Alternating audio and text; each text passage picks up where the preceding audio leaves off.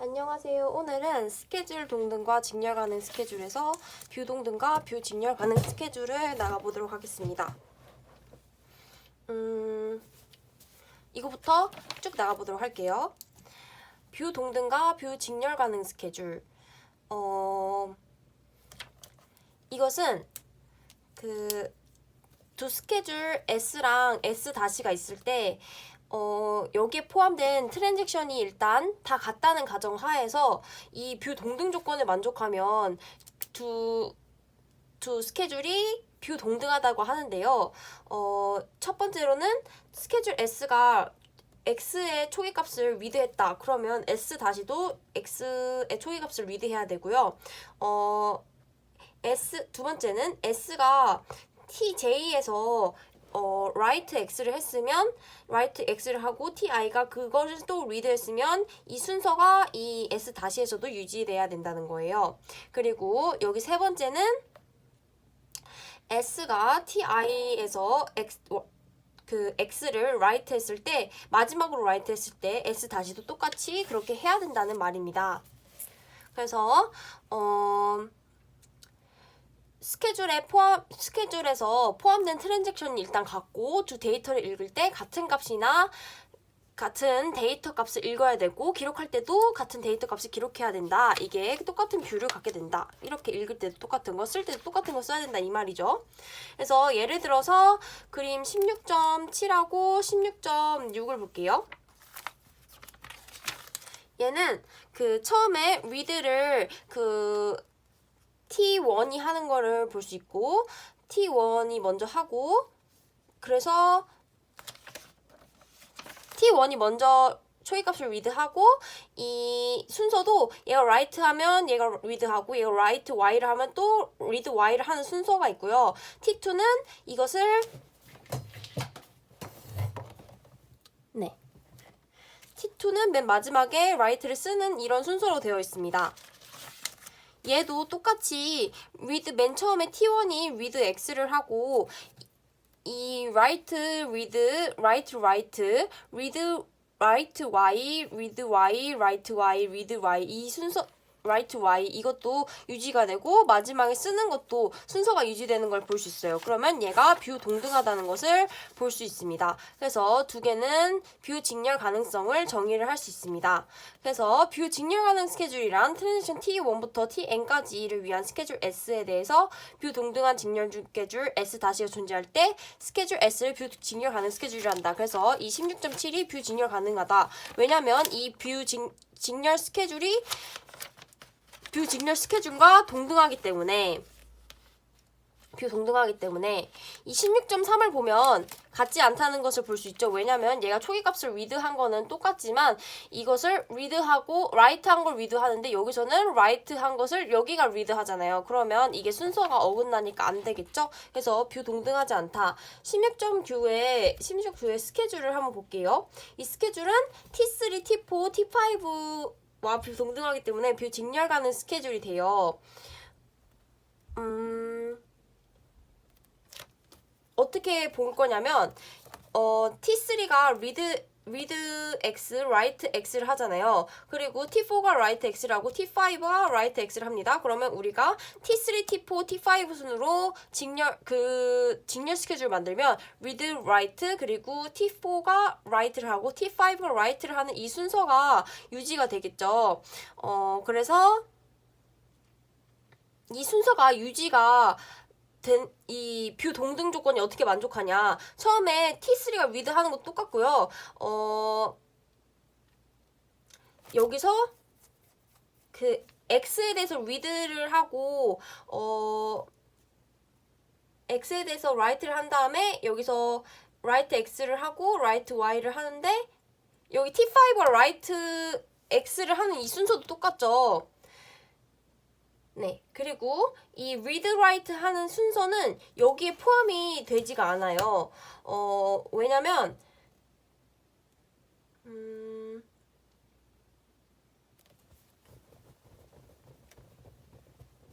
네.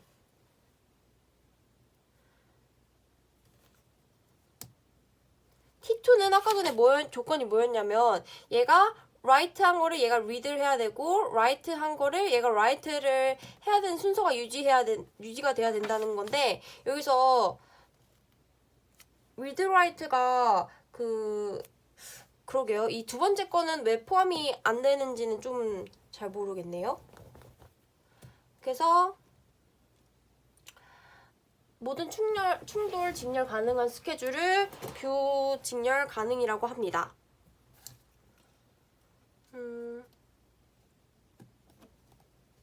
잠시만요.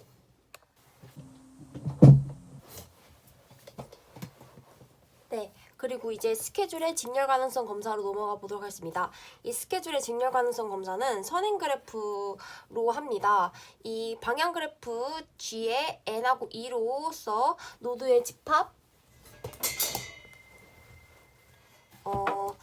N하고 E로서 노드의 집합 N은 그러니까 이 노드는 트랜지션으로 하고 선행 순서 이런 거는 간선으로 표현을 합니다. 그래서 스케줄의 충돌 직렬 가능성 검사는 이렇게 노드를 트랜지션으로 하고 right랑 read 그리고 read랑 right 사이에 선행 간선이 만들어지는 거예요. 그래서 사이클이 없으면 충돌 직렬 가능한데 사이클이 있으면 직렬 불가능한 겁니다. 그래서 잘 찍히고 있네요. 네. 선행 그래프 사이에 사이클이 없으면 S에 포함된 S에 포함된 트랜잭션을 정렬해서 S랑 동등한 직렬 스케줄 S-를 또 만들 수 있고요. 만약에 여기 S에서 TI가 right 한 거를 TJ가 right 한 거 이거를 여기서 유지되면 여기서도 S-에서도 이 순서가 유지되게끔 해야 돼요. 이것을 위상 순서라고 하고 이렇게 만드는 과정을 또 위상 정렬이라고 합니다. 그래서 여기 이 간선 위에는 관련된 데이터 아이템을 또 붙여줘야 돼요. 그리고 직렬 가능성의 이용 사전에 한 스케줄 연산들의 직렬 가능성이 보장되도록 인터리브를 되게 하는 게 실제로 불가능해요. 그래서 우리가 대안을 만들었어요. 대안은 우리가 트랜잭션을 실행시킨 뒤에 스케줄 자체에 대한 직렬 가능성 검사하지 않고 직렬 가능성이 보장되도록 하는 방법을 사용하는 거예요. 그게 바로 규약을 사용하는 거예요. 그러니까 이 규약을 만족하면 직렬 가능성이 보장돼. 그런 규약을 만족시키면 이게 직렬 가능하겠죠. 그게 하나로 로킹이 있고 두 번째는 타임스탬프가 있어요. 로킹은 여러 트랜잭션이 데이터 아이템에 대해서 임의적으로 병행 접근을 하지 못하도록 하는 겁니다. 네, 내가 만약에 그 데이터 아이템 소유했으면 내 거야 이러고 못 들어오게 하는 거죠. 그리고 타임스탬프는 타임스탬프란 게 그 시스템의 각 트랜잭션을 실행시킬 때 고유한 식별자예요. 그냥 뭐라 생각하면 되냐면 뭐 빵집 알고리즘에서 막 들어오는 순서대로 번호표 줬잖아요. 약간 그런 개념이에요. 그래서 선임명, 고참 이런 거 나누는 거고요. 그리고 이 방법은 직렬 가능성을 보장하기 위해서 그들의 타임스탬프 순서대로 실행되게 하는 거다.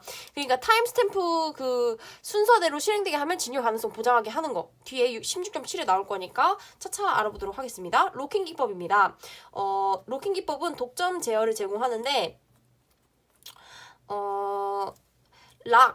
잠금이 걸린 데이터 아이템은 락을 걸은 데이터 아이템만 데이터 트랜잭션만 독점을 할 수 있고 다른 트랜잭션으로부터 간섭, 방해를 받지 않는 게 보장이 되고요. 락이 걸린 데이터 아이템은 락을 걸은 트랜잭션만 언럭을 할 수 있는 거예요. 네, 락 걸리면 나만 사용 거야. 근데 트랜잭션 내가 락 건 거니까 내가 언락할 거야. 다른 애 건드리지 마. 이거죠. 그 락의 성질과 타입. 락의 성질과 타입에서 로킹 규약이 있습니다. 이것은 어떤 트랜잭션이 내가 read나 write 할 거면 내가 그 X에 대해서 아이템 X에 대해서 락을 걸어줘야 된다는 거고요. 내가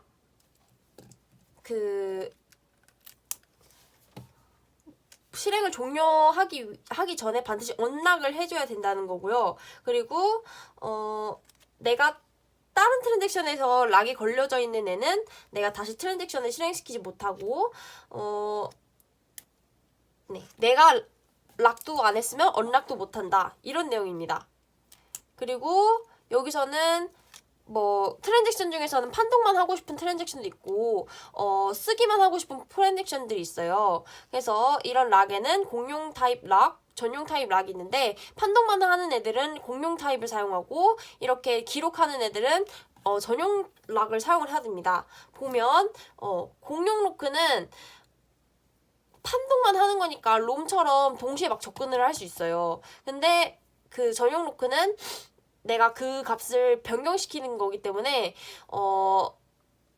내가 걸면 그거에 대한 판독과 기록을 모두 할 수 있지만 내가 락을 건 이상 다른 트랜잭션은 어떤 락도 걸 수 없는 거예요. 그래서 여기 보면 그 shared 락은 양립이 가능하지만 이 exclusive 막 한 개라도 속하면 양립이 불가능하다는 걸 볼 수 있습니다. 그리고 공용 로킹 규약은 너무 당연한 내용이라서 한번 읽어보시면 될 것 같은데 네. 뭐 리드 하려면 이거 둘 중에 X락이나 S락이나 X락 둘 중에 하나를 해야 되고요. 라이트 연산하려면 X락을 해야 되고요. 락 X나 락 X 연산을 할 때 다른 트랜잭션에 의해서 락 걸려 있으면 기다려야 되고요. 그리고 내가 락을 해서 실행을 종료하면 언락을 해야 되고요. 그리고 내가 락 걸지 않으면 언락도 할 수 없다 이겁니다. 그래서 내가 트랜잭션 아이템 그러니까 내가 아이템 그 데이터 아이템 사용할 때는 락을 계속 걸어놓은 상태여야 되고 우리가 이런 락킹 규약을 따른다고 해서 반드시 또 직렬 가능성을 보장하는 것도 아니에요. 그래서 이것을 위해서 막 2단계 로킹 규약이 나왔어요. 왜 이렇게 직렬 가능성을 보장하지 않느냐? 얘를 그림 16.12에서 보도록 하겠습니다. 내가 X에 대해서 사용을 할 거니까 락 걸었고 내가 다 사용했으니까 언락했고 락했고 언락했어요. 뭐 나는 뭐 잘했어요. 그리고 T2도 내가 락했고 언락했고 락했고 언락했으니까 얘 T2도 잘 지켰지만 이걸 두 개 동시에 할 때는 그게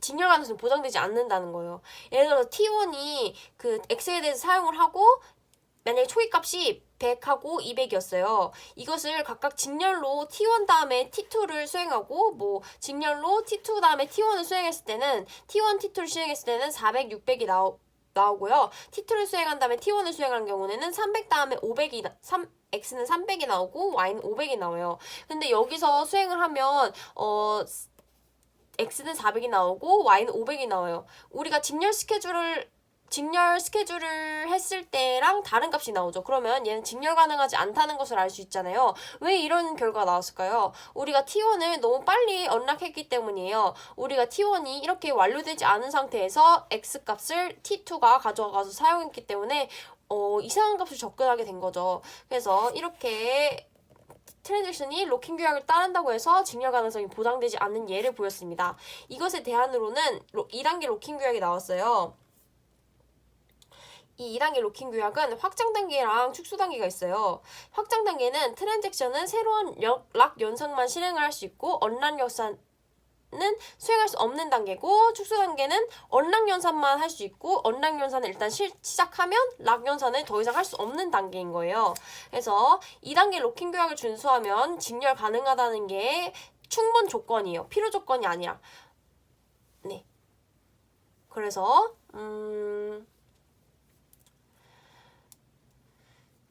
스케줄이 모두 EPLP를 따라야 직렬 가능하다. 그러니까 이 T1하고 T2 둘 중에 하나만 EPLP를 따르면 그 직렬 가능성이 보장되지 않는다는 거예요. 얘는 둘 다 해야 된다는 거예요. 얘는 직렬 가능 얘고 얘가 직렬 가능 않은 얘인데 여기서 T1이 락을 할 때는 T1이 그 데이터 아이템에 대해서 락을 할 때는 락만 하고 언락을 할 때는 언락만 하는 걸 볼 수 있고 T2도 락을 할 때는 락만 하고 언락할 때는 언락할 때만 해가지고 얘는 결과적으로 직렬이 가능하거든요. 근데 얘를 보면 락할 때 락하고 언락하고 여기 락했는데 언락했으면 락하면 안 되는데 얘 락해버렸어요. 얘 성립하지 EPLP 따르지 않는데 얘를 보면 lock, unlock, unlock. 얘는 잘 지켰어요. 두 개 동시에 지켜지지 않기 때문에 얘는 EPLP가 아닌 거예요. 그래서 이 로킹 규약은 또 변형이 있는데 엄밀 2단계 로킹 규약이랑 또 엄격 2단계 로킹 규약이 있어요. 이것은 그냥 간단하게 뭔지만 알고 갑시다. 이 엄밀 2단계 로킹 규약은 로킹이 2단계뿐만 아니라 모든 독점 로크는 그 트랜잭션이 완료될 때까지 언락하지 않고 그대로 유지를 해야 된다. 네. 그런 거고요. 엄격 2단계 로킹 규약은 모든 로크는 그 트랜잭션이 완료될 때까지 언락되지 않고 로크된 상태를 유지해야 된다는 겁니다. 네. 그래서 이렇게 하면 문제가 발생해요. 문제는 뭐냐? 우리가 데이터 아이템 Y를 필요한데 이 트랜지션이 Y를 많이 계속 사용하지 않고 있는데도 독점을 하고 있는 거예요.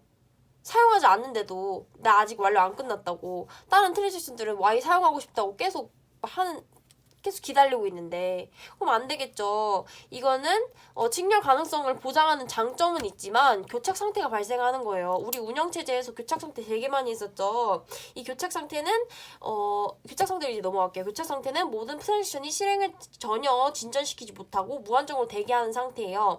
그것의 예로는 그림 16.16에 우리가 많이 본 그림 있죠. T1은 T2가 X를 언락하길 기다리고 있고 T2는 T1이 Y를 언락하길 기다리고 있는 상태인 거예요. 이게 교착 상태였죠. 그래서 이거 문제를 해결하기 위해서는 회피 예방 탐지 방법을 배울 거예요. 회피는 자원을 할당할 때마다 교착 상태가 일어났니 일어나지 않았니 이렇게 실시간 알고리즘을 사용해서 검사하는 방법이에요. 이거는 타임 스탬프 방법이 있다고 우리 뒤에 나올 거고요. 예방 방법은 별로 중요하지 않아요. 트랜잭션을 실행시키기 전에 교착 상태 발생이 불가능하게 만드는 거고요. 탐지는 교착 상태가 일단 일어난 뒤에 교착 상태 발생 조건을 하나 제거하는 방법으로 대기 그래프 방법이 있습니다. 교착 상태 예방 방법은 한번 읽어보시면 됐고요. 이 교착 상태 회피 방법은 타임 스탬프를 이용하는 방법이에요. 네, 타임 스탬프가 뭔지 앞에서 한번 말을 했었고요.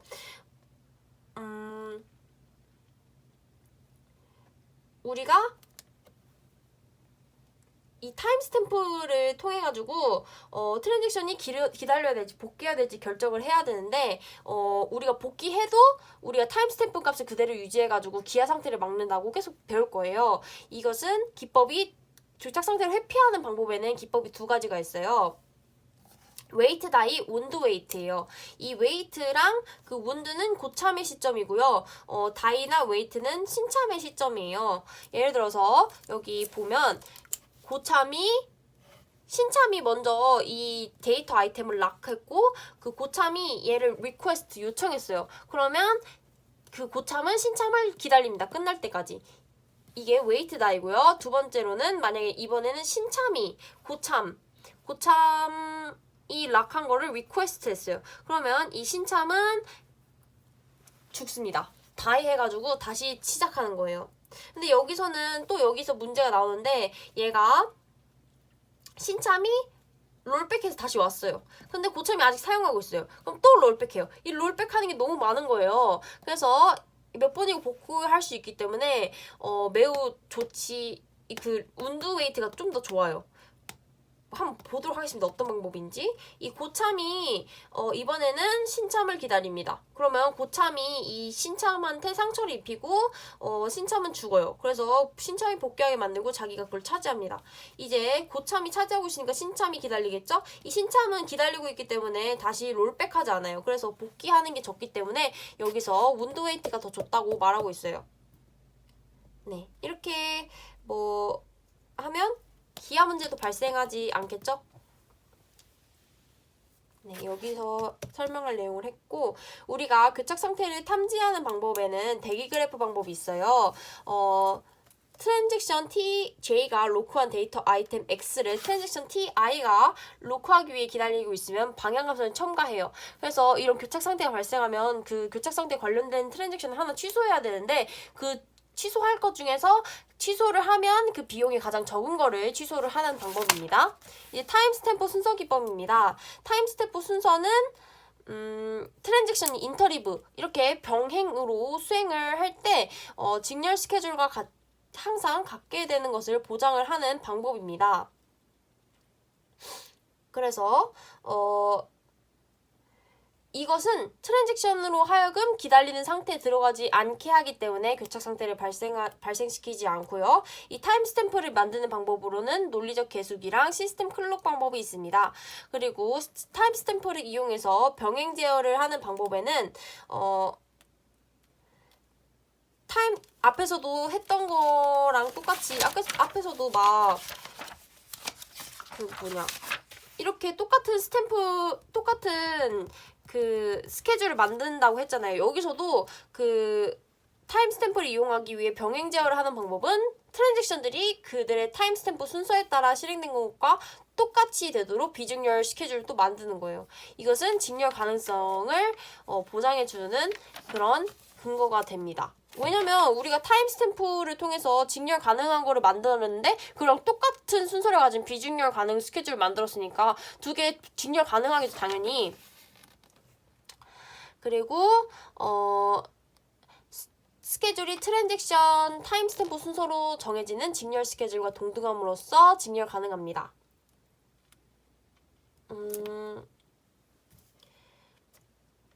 네, 이렇게 타임스탬프 아까 말했던 그 말이고요.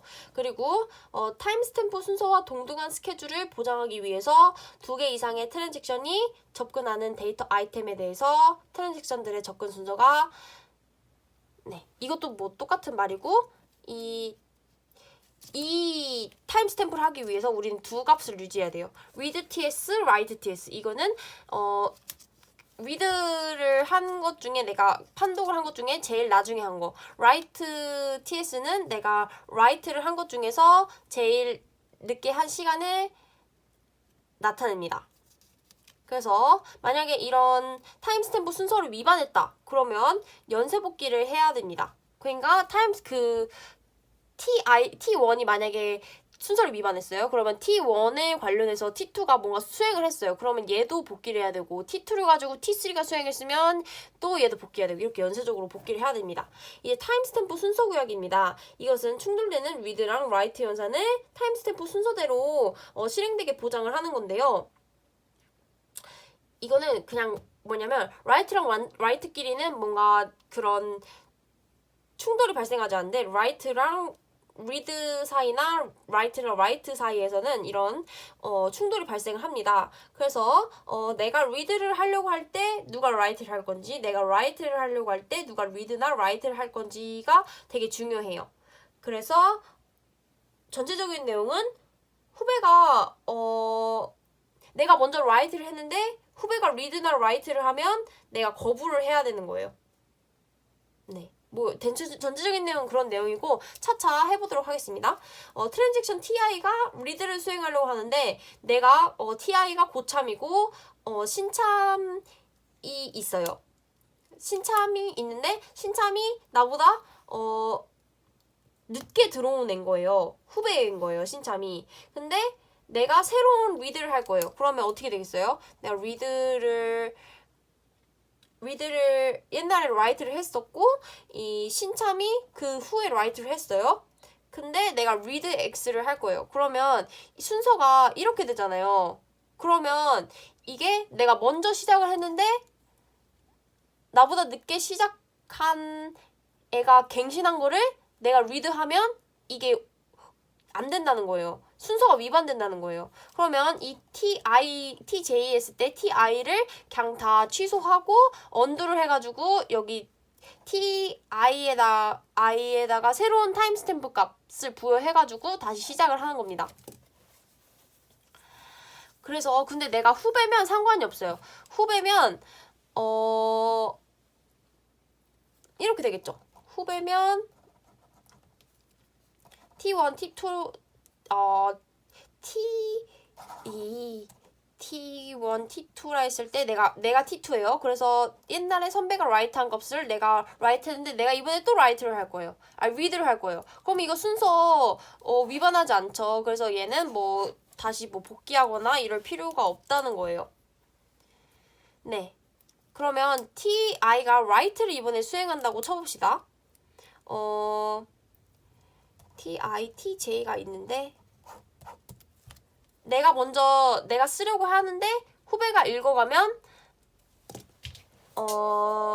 내가 쓰려고 하는데 내가 후배가 읽어가면 내가 쓰면 안 된다. 그리고 내가 쓰려고 할 때 후배가 갱신하면 난 쓰면 안 된다. 뭐 이런 내용인데 보도록 하겠습니다. 내가 고참이에요. 내가 고참이라서 내가 write를 옛날에 했었어요. 그리고 얘가 신참이 와가지고 read x를 했는데 내가 write x를 할 거면 이게 순서가 위반되기 때문에 거부를 합니다. 그래서 내가 새로운 트랜잭션 타임스탬프 값을 부여받고 다시 시작을 합니다. 근데 내가 만약에 후배여가지고 선배가 먼저 write 한 값을 내가 옛날에 write를 했어요. 그리고 내가 이번에는 read가 아니라 write를 할 거예요. 아니지. 아직 여기 하고 있죠. 네. 그 read를 할 거예요. 그러면 이거 순서에 또 위반되지 않기 때문에 맞나? 잠깐만요. 이거 네, 그냥 이거 두 번째 거로 그냥 바로 넘어갈게요. 후배 얘기하지 말고 내가 후배만 얘기하지 말고 내가 옛날에 write를 했는데 후배가 와가지고 그거를 write 했어요. 근데 내가 그거를 write를 하려고 하면 순서에 위반되고 여기서 역시 read를 할 때도 마찬가지입니다. 내가 옛날에 판독한 거를 얘가 옛날에 기록한 거를 얘가 판독했는데 이 판독한 거를 내가 읽으면 또 순서에 위반하니까 내가 그 롤백하게 되고 내가 후배면 또 다 오케이 상관없다. 왜냐면 TJ, TI라 했을 때 뭐 write X를 선배가 했는데 내가 그걸 write X를 했었고 이거를 또 write X를 하면 이게 순서가 위반되지 않기 때문에 그냥 수행을 한다. 그래서 그림 6.23의 그 타임스탬프 순서 스케줄에 얘가 나옵니다. 그래서 여기 이 트랜잭션들은 그 처음 시작할 때 타임스탬프를 부여받아요. 그래서 이 모든 연상들이 타임스탬프 규약을 위반하지 않아서 증명 가능하다는 건데 이 read x를 하고 write x를 했을 때 여기 순서가 1, 2잖아요. 여기 y에 대해서도 1, 2이기 때문에 이게 타임스탬프 순서 스케줄을 타임스탬프를 규약을 위반하지 않는다는 거예요. 그쵸? 2번 규약 타임스탬프 순서 규약 뭐였어요? 첫 번째, read를 먼저 해야 된다. 두 번째, read, write 이 순서 유지해야 된다. 세 번째, 얘가 마지막에 write 했으면 write 해야 된다. 모두 만족하는 것을 볼 수 있죠. 그쵸? 이거 타임스탬프였나?